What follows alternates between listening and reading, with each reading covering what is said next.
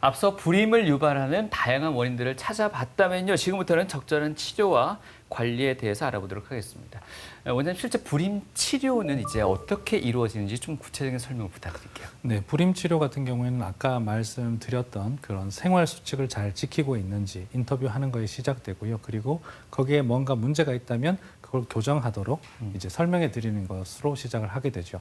그런데 그 이후 검사, 소변 검사라든지 초음파 검사 이상이 발견되면 각각을 해결해 나가는 그런 방식으로 진행이 될 수 있겠습니다. 가장 먼저 아까 검사를 했던 우리 소변 검사, 그런 소변 검사에서 세균이 발견됐다 또는 전립선염을 가지고 있다. 그런 상황이 발견된다면 저희가 약물 치료를 가장 먼저 시작을 하게 됩니다. 그런 약물 치료로 해결되지 않고 어떤 구조적인 문제를 가지고 계신 분이 있다면 수술적 처치를 통해서 해결을 하게 됩니다.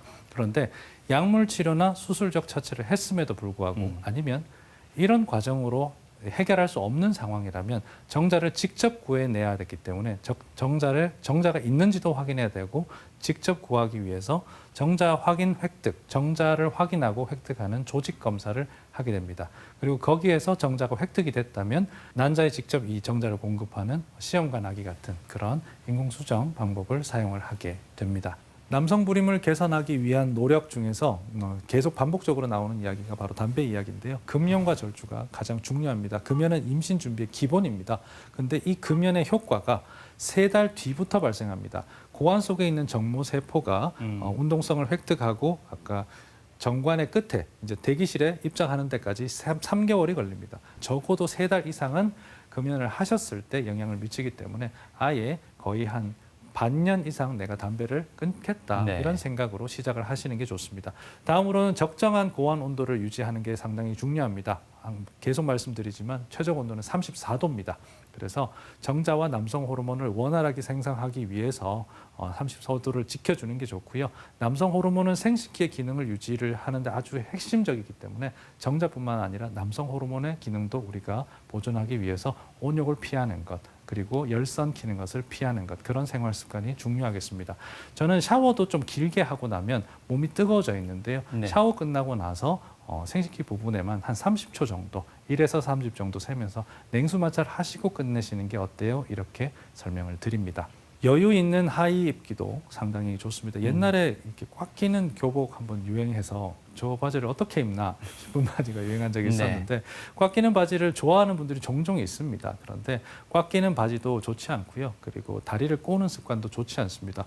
잘 때는 아예 속옷을 입지 않고 파자마를 입는 게 가장 이상적이다. 그렇게 설명을 드립니다. 체중 조절 같은 경우에도 상당히 의미가 있습니다. 체중 조절을 하게 되면 지방세포가 줄어들게 되니까 아로마타제의 힘이 떨어지게 되죠. 그러면 여성 호르몬으로 바뀌어버리는 남성 호르몬이 적게 되니까 우리 몸에서 남성 호르몬을 일정 수준 유지하는 데 굉장히 도움이 됩니다.